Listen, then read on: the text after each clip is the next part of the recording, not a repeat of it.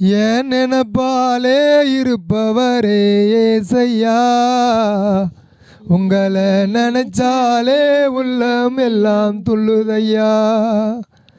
என் நினைப்பாலே இருப்பவரே ஏசையா, உங்களை நினைச்சாலே உள்ளம் எல்லாம் துள்ளுதையா. அப்பா அம்மா நீங்க தான், ஆசையெல்லாம் நீங்க தான், ஆதரவும் நீங்க தான், ஆறுதலும் நீங்க தான்.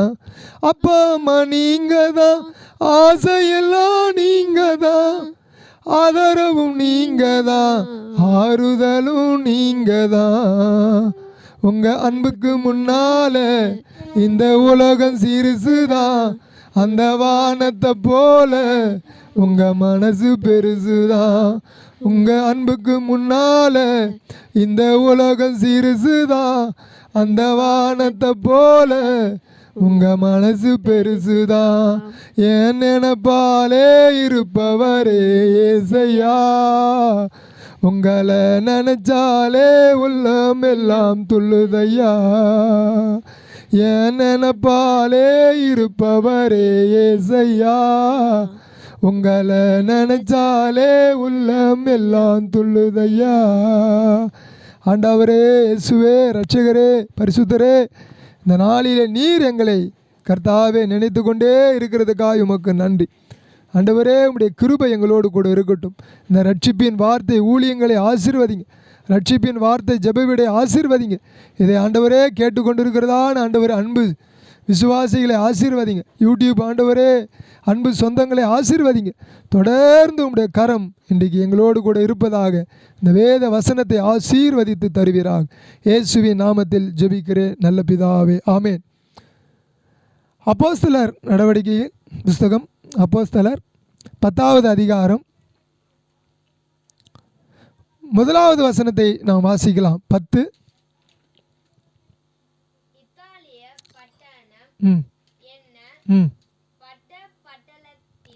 இத்தாலியா பட்டணம் என்னப்பட்ட பட்டணத்திலே 100க்கு அதிபதியாகிய கொர்நேலியு என்னும் பேர் கொண்ட ஒரு மனுஷன் செசரியா பட்டணத்திலே இருந்தான்.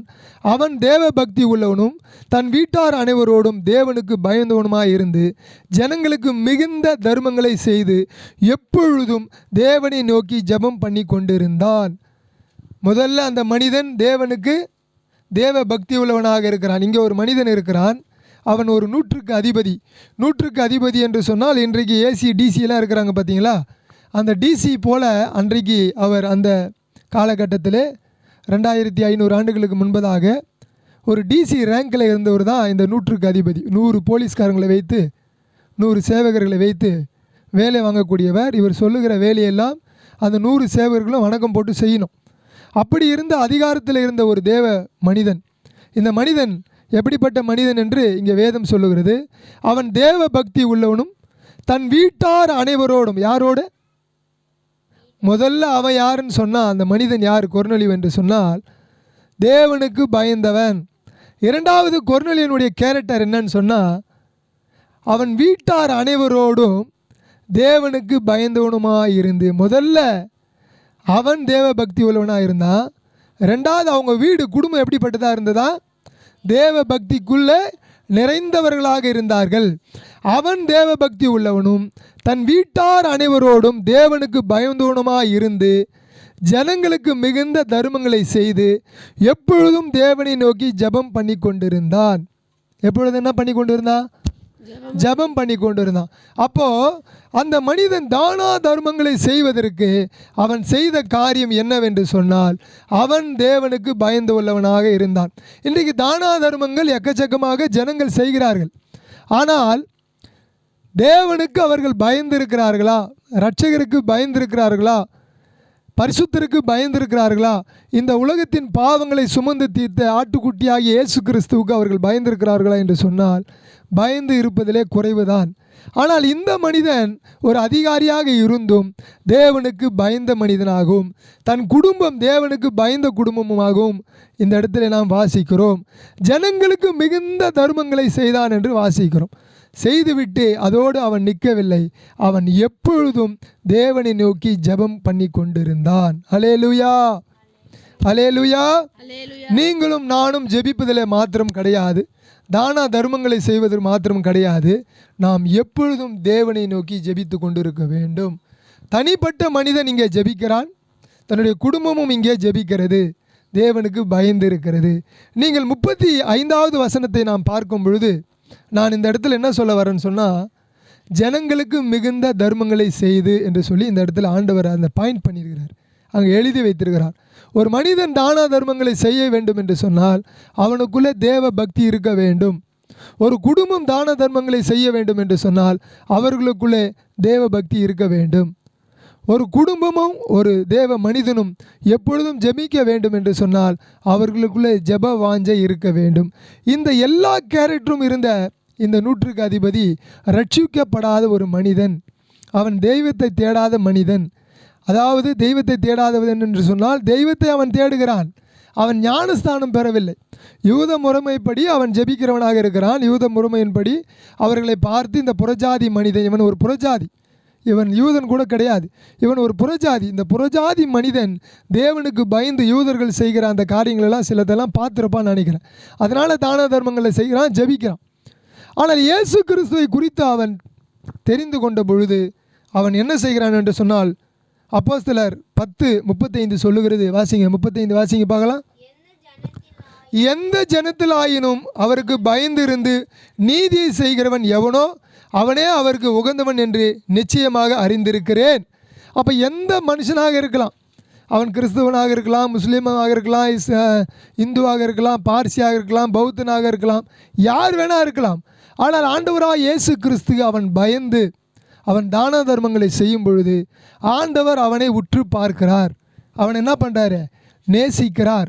அவனுக்கு என்ன சொல்லுகிறார் என்று சொன்னால், நீங்கள் எந்த மனுஷனாக இருக்கலாமா, எந்த ஜனத்தினால இருக்கலாம், எந்த ஜனத்தானாயினும் அவருக்கு பயந்து, எந்த மனுஷனாக யாராக இருக்கலாம், எந்த மதமாக இருக்கலாம், எந்த ஜாதியாக இருக்கலாம், எந்த நிறமாக இருக்கலாம், எந்த குலம் கோத்திரம் எதுவாக இருக்கலாம், ஆனால் அவன் தேவனுக்கு பயந்தவனாக இருப்பான் என்று சொன்னால், தேவனுக்கு பயந்து நீதி செய்கிறவன் எவனோ அவனே அவருக்கு உகந்தவன் என்று நிச்சயமாக அறிந்திருக்கிறேன் அப்படின்னு வசனம் சொல்லுது. அப்போ ஆண்டவருக்கு யார் உகந்தவர்கள்னு சொன்னால், நீதி செய்கிறவர்கள், தான தர்மங்கள் செய்கிறவர்கள், ஜெபிக்கிறவர்கள், தேவனுக்கு பயந்து இருக்கிறவர்கள், தன் குடும்பத்தாரோடு கூட பயந்து இருக்கிறவர்கள் யாருக்கு பிடிக்கும்? தெய்வத்துக்கு பிடிக்கும், கடவுளுக்கு பிடிக்கும். அப்போ கடவுளுக்கு பிடிக்கிறதுனால 45வது வசனம் சொல்லுது பாருங்களேன்.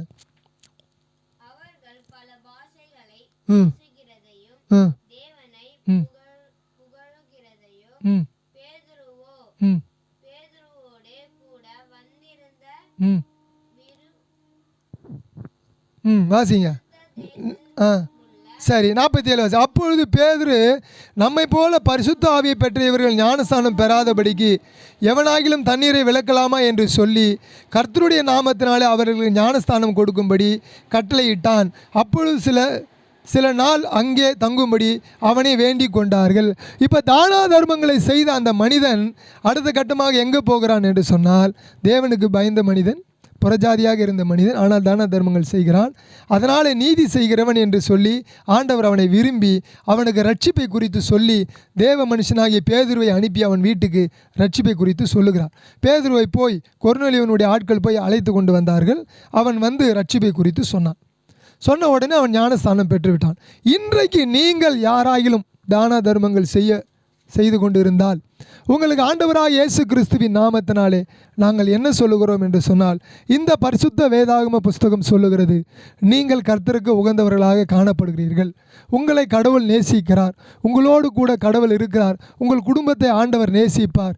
நீங்கள் செய்ய வேண்டிய ஒரே ஒரு வேலை, ஆண்டவராக இயேசு கிறிஸ்துவை நீங்கள் சொந்த இரட்சகராக ஏற்றுக்கொண்டு அவரை என்னுடைய தகப்பனாகவும் தாயாகவும் நான் ஏற்றுக்கொள்ளுகிறேன், அவர் என்னையோடு கூட இருந்து என் பாவங்களை கழுவி சுத்திகரிப்பார் என்று சொல்லி உங்கள் மனதிலே நீங்கள் பேசி கொண்டு இருந்தால், கர்த்தர் உங்கள் பாவங்களை கழுவி சுத்திகரித்து உங்களை ஞானஸ்தானத்துக்கு நேராக கொண்டு போவார்.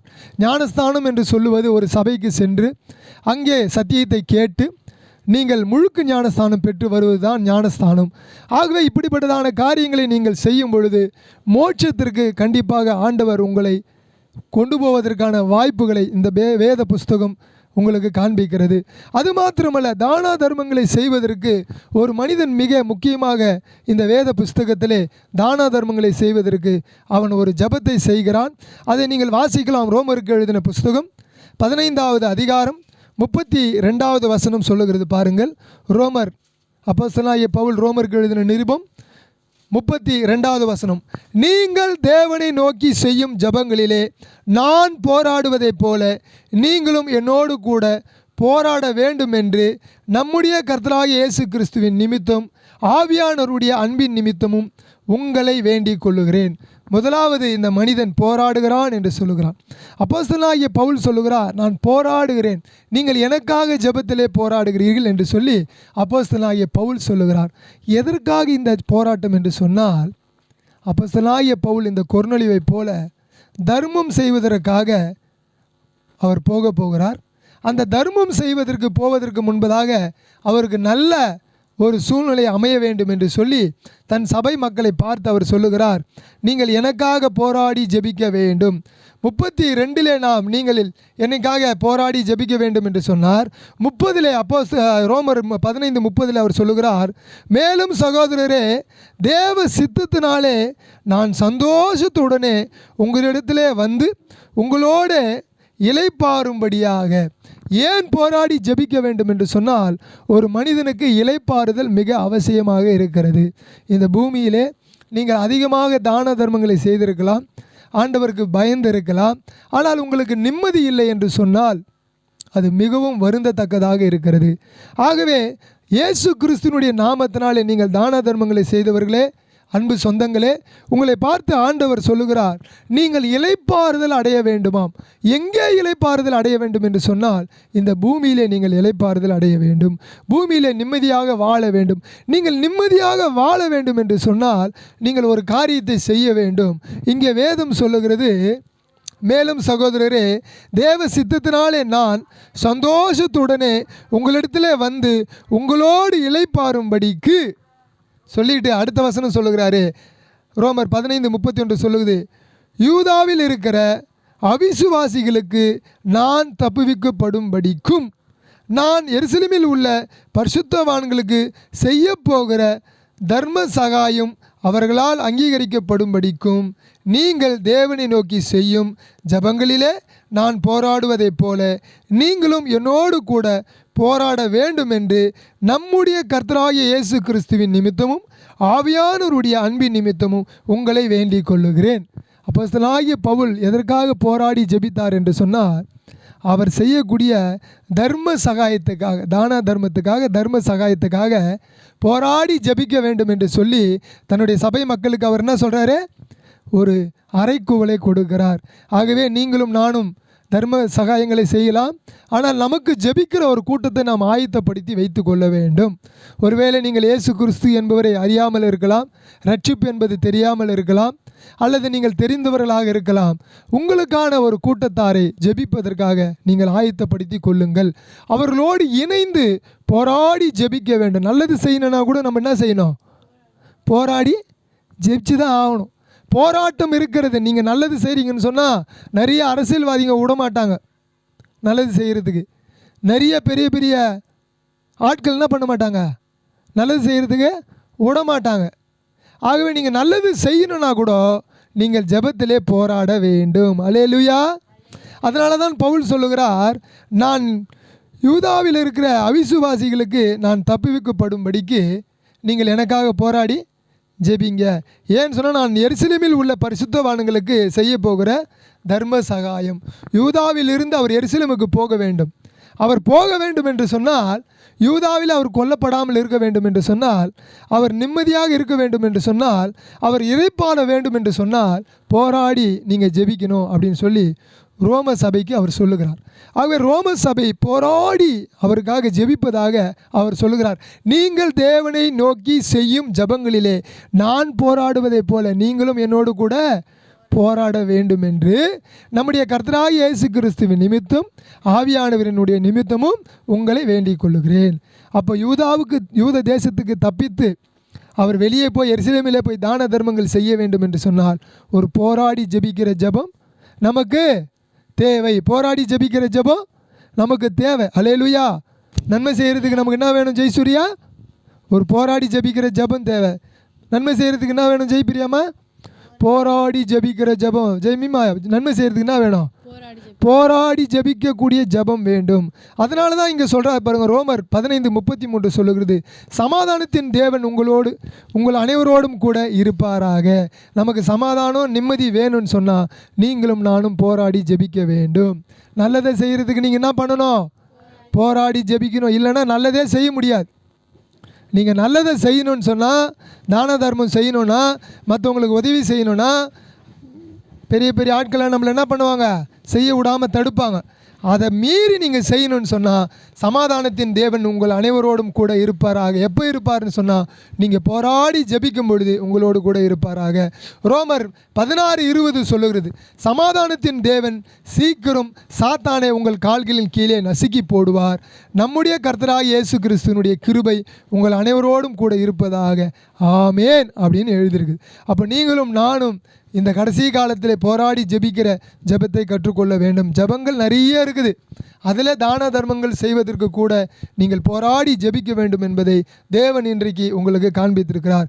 2 கொரிந்தியர் 13:11 சொல்லுகிறது, கடைசியாக சகோதரரே, சந்தோஷமாய் இருங்கள், நற்சீர் பொருந்துங்கள், ஆறுதல் அடையுங்கள், ஏக சிந்தையாய் இருங்கள், சமாதானமாய் இருங்கள்.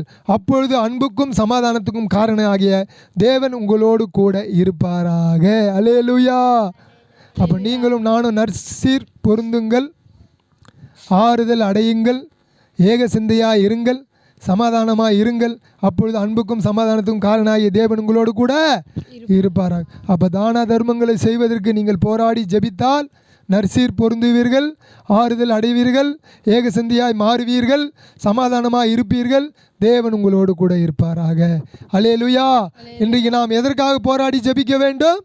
நல்லதை செய்வதற்காக, தான தர்மங்களை செய்வதற்காக நாம் போராடி ஜெபிக்க வேண்டும். நாம் ஜெபத்தோடு முடிக்கலாம். ஆண்டவரே, நாங்கள் ஆண்டவரே அப்போஸ்தலனாகிய பவுல், ஆண்டவரே கர்த்தாவே, ஆண்டவரே தன்னுடைய ஆண்டவரே ரோம சபைக்கு சொல்லும் பொழுது, யூதாவில் இருக்கிற அவிசுவாசிகள் அவனை கொல்லாதபடிக்கு கர்த்தாவே நீங்கள் போராடி ஜெபியுங்கள், நான் எருசலேமுக்கு சென்று தர்ம சகாயம் செய்ய வேண்டும், அதற்காக நான் உயிர் வாழ வேண்டும் என்று சொல்லி அவன் போராடி ஜெபிக்கக்கூடிய அளவிற்கு ஆண்டவரே ஒரு எச்சரிப்பு ஜெபத்தை கொடுத்தான்.